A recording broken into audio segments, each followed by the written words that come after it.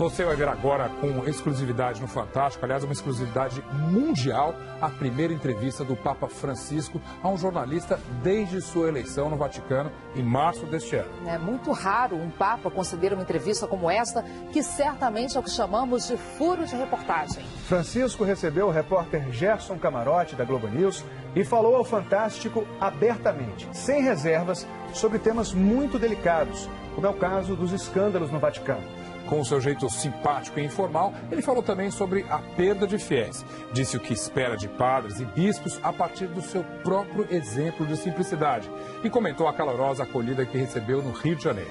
O Papa falou também sobre as manifestações que tomaram as ruas do Brasil e deixou para os brasileiros de todos os credos uma mensagem especial. O que você vai ver agora é um depoimento histórico do Papa Francisco em sua primeira viagem internacional. A entrevista de Gerson Camarote contou com a participação do repórter Felipe Aui e imagens do repórter cinematográfico Fernando Calixto, os dois da TV Globo. Tarde de quinta-feira, residência Assunção, Morro do Sumaré. O Papa Francisco, que ficou hospedado aqui durante a Jornada Mundial da Juventude, abriu mão do descanso depois do almoço para receber a nossa equipe. Como de hábito, estava bem-humorado. Ao final da entrevista, ganhou uma camisa do Flamengo do padre Alexandre, escolhido pelo próprio Papa para ser o seu secretário particular no Brasil. Assim, não? É isso, a minha equipe, porque está escrito Francisco ou não. E um pouco antes, brincou com o frio e a chuva que acompanharam a Jornada Mundial da Juventude. O senhor não sentiu esperava um pouco mais quente o Brasil? No, bien. Sí, quizás un poquito más, pero no sentí frío. Qué bueno.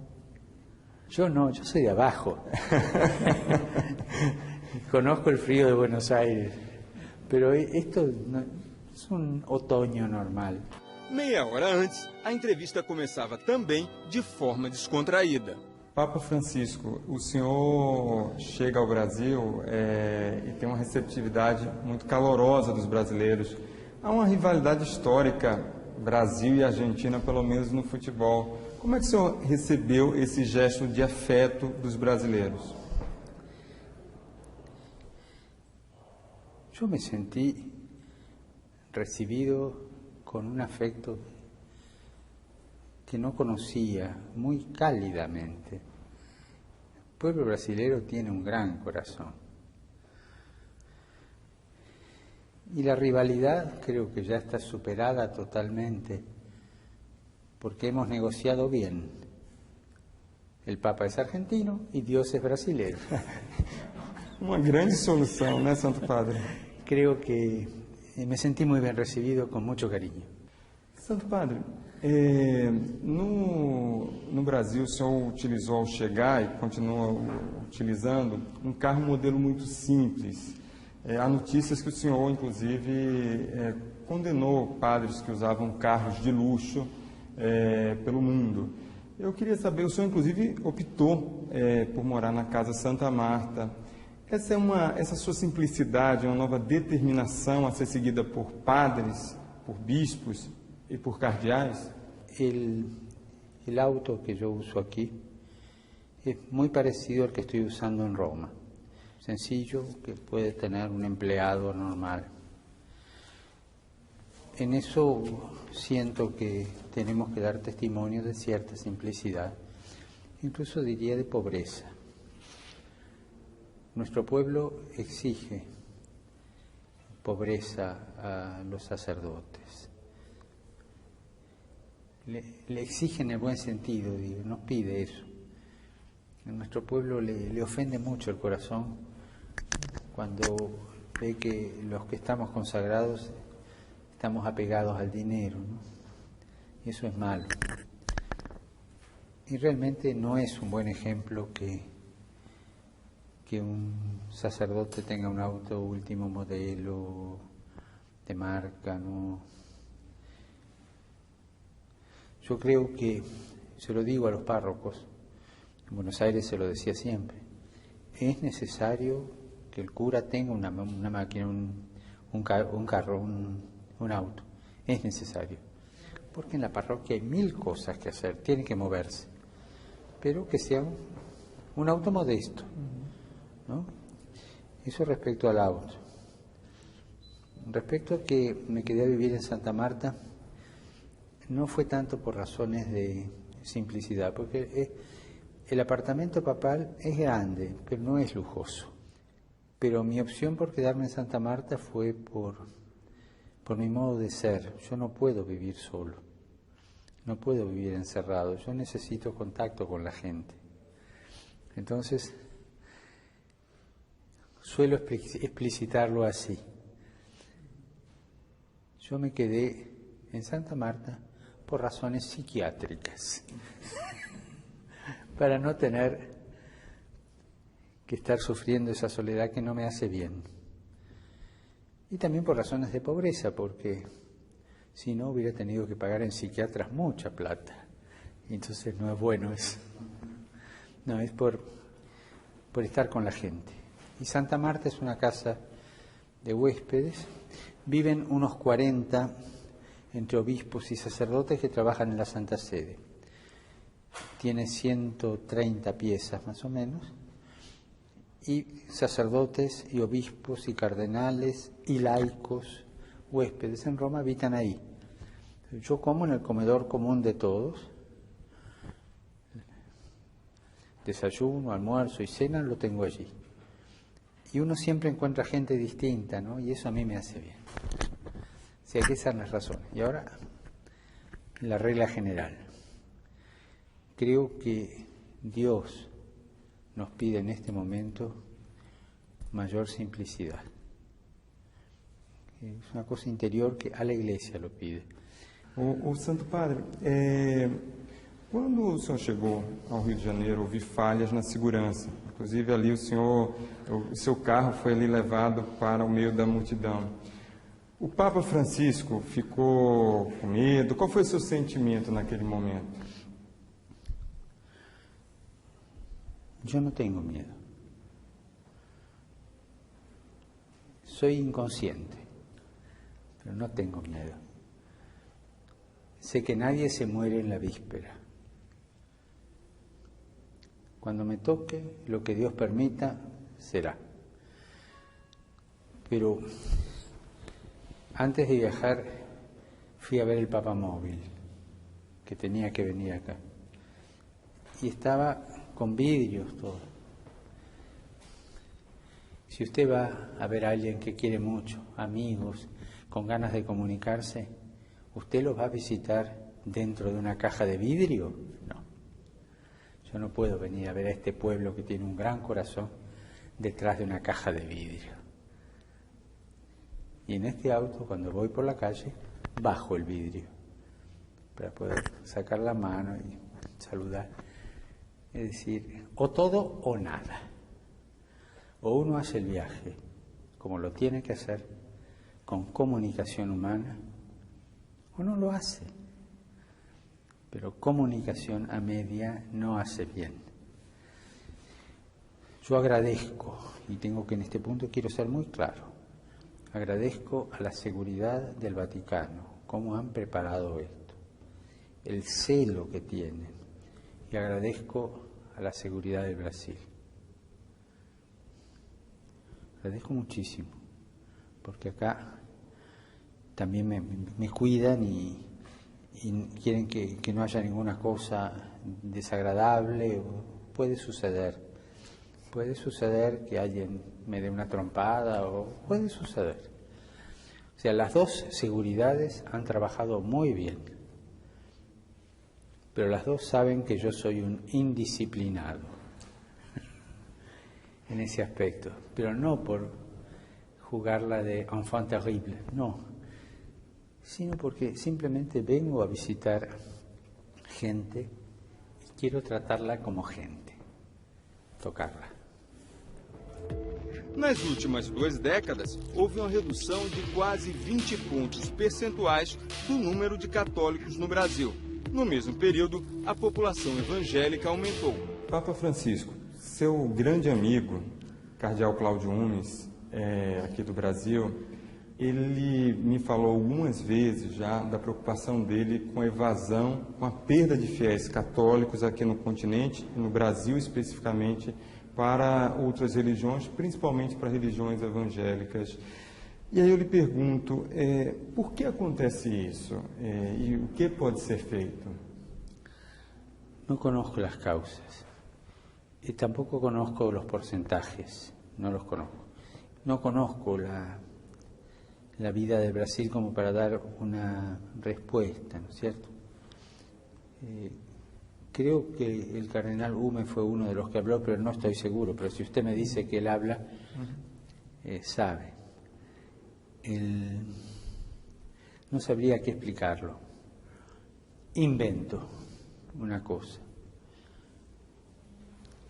Para mí es fundamental la cercanía de la Iglesia. O sea, la Iglesia es madre. Ni usted ni yo conocemos ninguna mamá por correspondencia. La mamá, cariño, toca, besa, ama. Cuando la Iglesia, ocupada en mil cosas, descuida la cercanía, descuida esto y se comunica solamente con documentos, es como la mamá que se comunica con su hijo por carta. No sé si esto pasó en el Brasil, no sé, pero sé que en algunos lugares de Argentina que conozco sí pasó eso.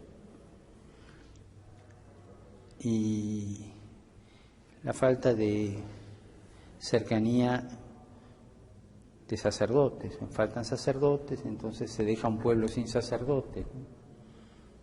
Y entonces la gente busca, tiene necesidad del Evangelio. Me contaba un sacerdote que fue como misionero a una ciudad del sur de Argentina donde hace casi 20 años que no tenían sacerdote. Evidentemente que la gente iba a escuchar al pastor, que necesitaba escuchar la palabra de Dios. Cuando él fue, una señora, una mujer muy culta, le dijo: estoy enojada con la iglesia porque nos abandonó. Yo ahora voy al culto los domingos a escuchar al pastor, que es el que alimentó nuestra fe durante todo este tiempo. O sea, falta de cercanía, ¿no? Y bueno, hablaron de eso, el sacerdote muy bien la escuchó, y cuando ya se iba para saludarla, le dijo: padre, un momento, venga. Y lo llevó hasta un armario. Abrió el armario, tenía la imagen de la Virgen, y le dijo: padre, la tengo escondida para que no la vea el pastor.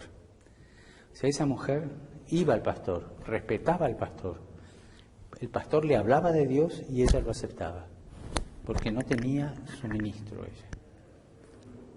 Pero las raíces de pertenencia las conservó escondidas en un ropero, pero las tenían. Ese es el fenómeno más, para mí, más serio. Este episodio me demuestra muchas veces el drama de esta fuga, digamos, de este cambio. Falta de cercanía. Yo vuelvo a repetir esta imagen. La madre así tiene al hijo. Lo cuida, lo besa, lo acaricia y lo alimenta.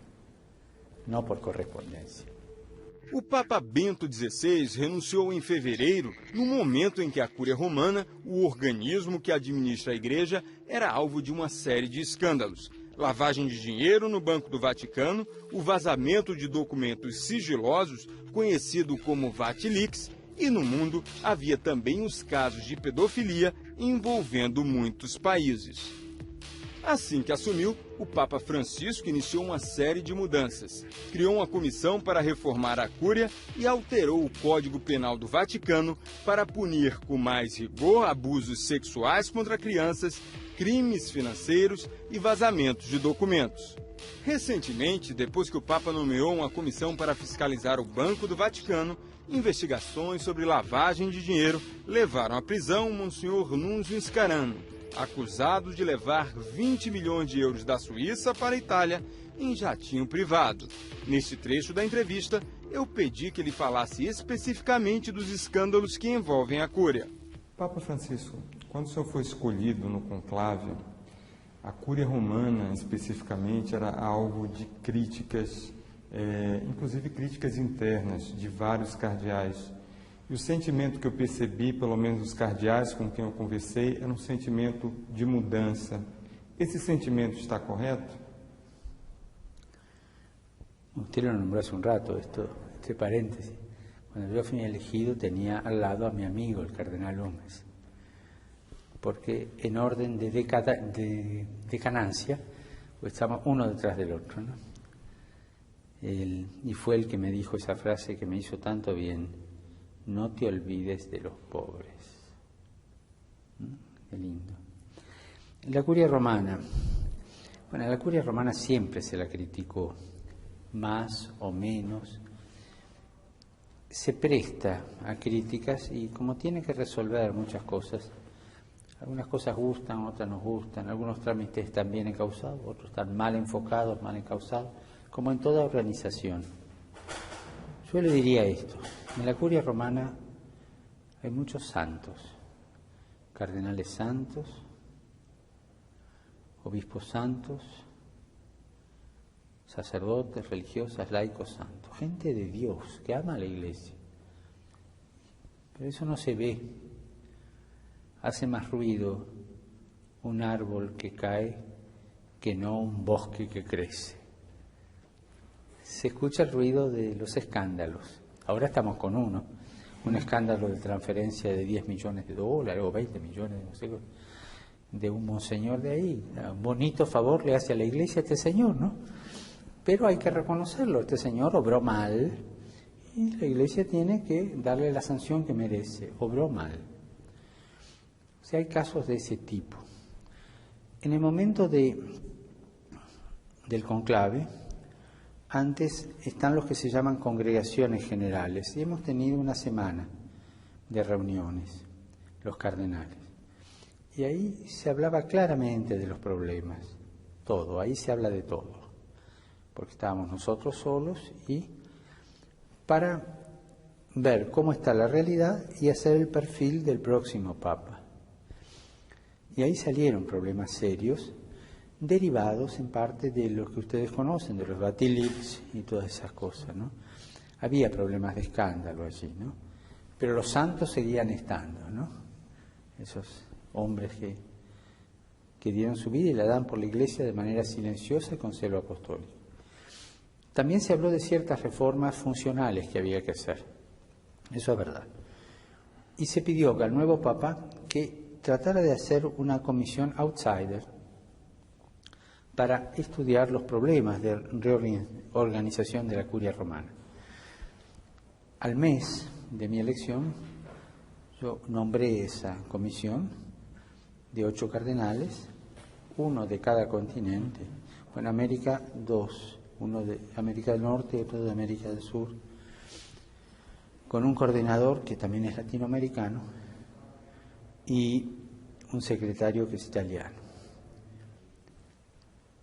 Y ya han llegado muchos documentos que esta comisión, que los miembros de esta comisión han obtenido y que nos los pasamos entre nosotros. Tendremos la primera reunión oficial 1, 2 y 3 de octubre. Y ahí se verán algunas pautas.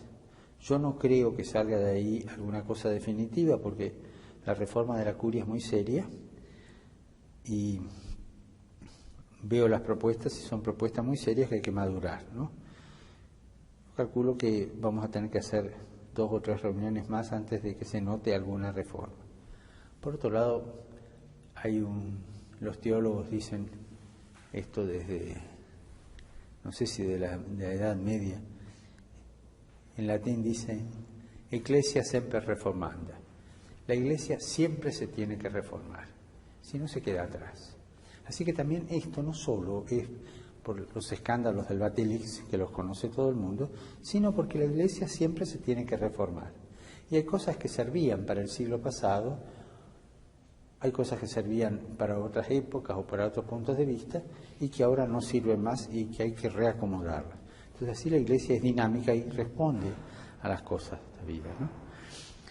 Y todo esto se pidió en la reunión de cardenales previa. Nesse momento, o senhor chega, queria saber da sua mensagem aos jovens brasileiros. Estamos na Jornada Mundial da Juventude. Sua mensagem no momento em que os jovens estão nas ruas do Brasil protestando e demonstrando insatisfação. Insatisfação de uma forma muito ampla. Eu queria saber qual a mensagem para esses jovens. En primer lugar, que hay muy claro que no conozco los motivos de la protesta de los jóvenes. O sea, si yo digo algo sin aclarar esto, hago daño a todos, porque doy una opinión sin conocer, ¿no? O sea, con toda franqueza le digo, yo no conozco bien el por qué los jóvenes protestan. Primer punto. Segundo punto, un joven que no proteste, a mí no me gusta. Porque el joven tiene la ilusión de la utopía. Y la utopía no siempre es mala, ¿no? La utopía es respirar y mirar adelante, ¿no? Y un joven tiene más frescura, menos experiencia de la vida, es verdad, ¿no? A veces la experiencia de la vida nos frena, pero tiene más frescura para decir sus cosas. Un joven es esencialmente un disconforme. Y eso es muy lindo, pero eso en general de todos los jóvenes. Yo diría en general, hay que escuchar a los jóvenes, hay que darles sitio de expresión y cuidarlos para que no sean manipulados.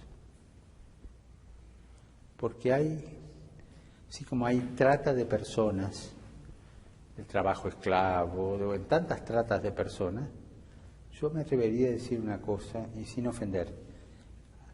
Hay gente que busca la trata de jóvenes, manipulando esta ilusión, este disconformismo que hay, y después le arruinan la vida al joven. Entonces, cuidado con la manipulación de los jóvenes. Al joven siempre hay que escucharlo, cuidado en una familia.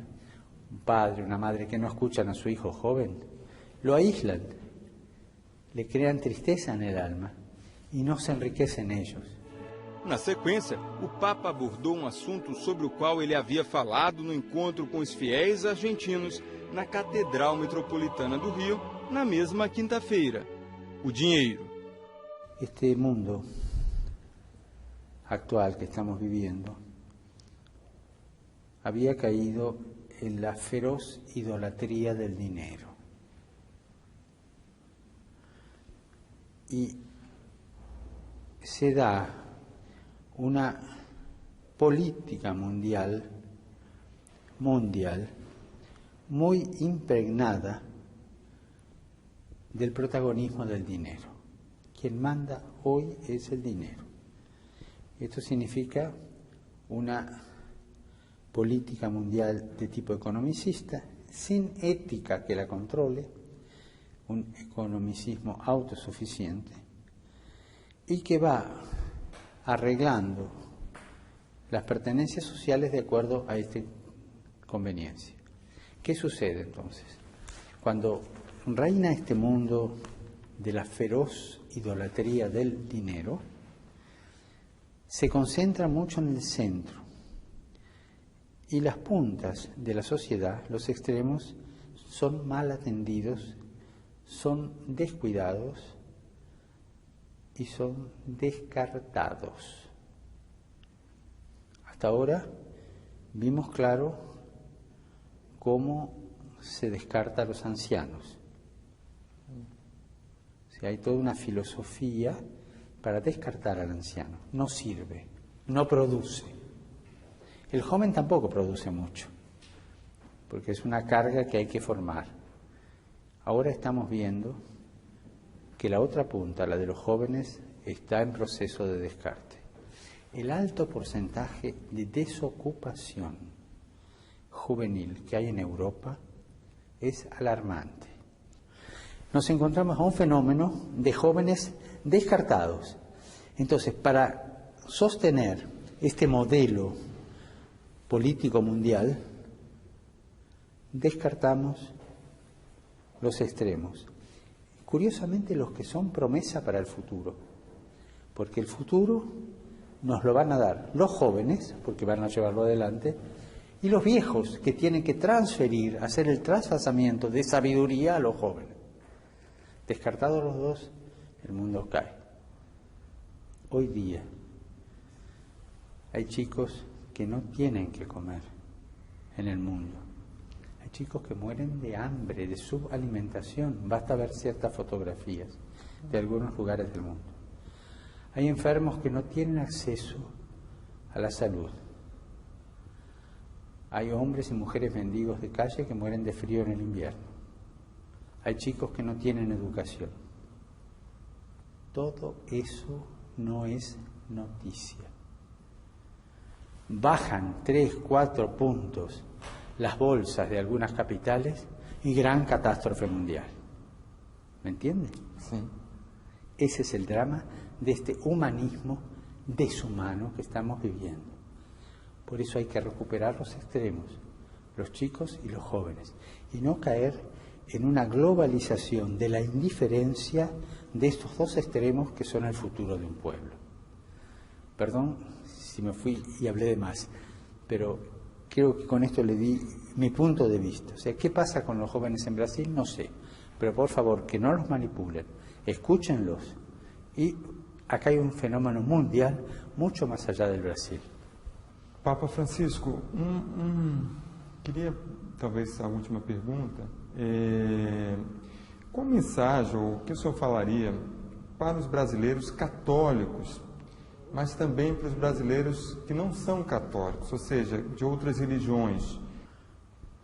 Creo que hay que fomentar una cultura del encuentro en todo el mundo. Todo el mundo. O sea, que cada uno sienta la necesidad de dar a la humanidad los valores éticos que necesita hoy día la humanidad y defender esta realidad humana. Y en ese aspecto creo que es importante que todos trabajemos por los demás, podar el egoísmo y un trabajo por los demás según los valores de la propia fe.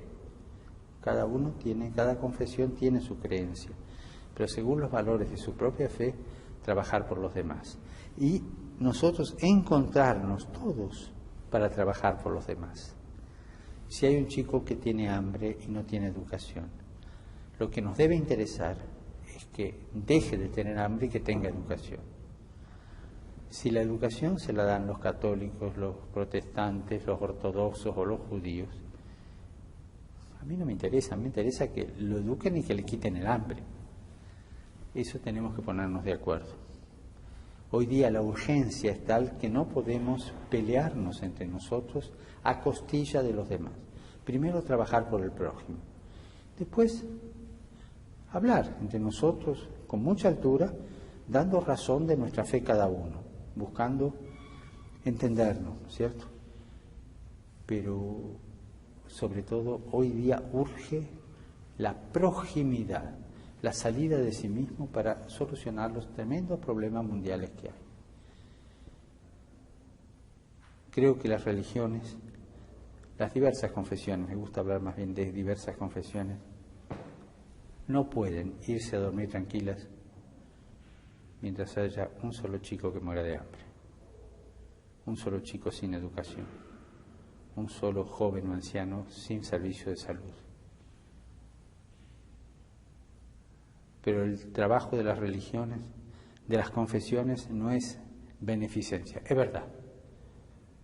Pero al menos en nuestra fe católica y en nuestra fe cristiana vamos a ser juzgados por estas obras de misericordia. Muito obrigado, Papa Francisco. Muito obrigado. Yo le agradezco a usted la amabilidad que tiene.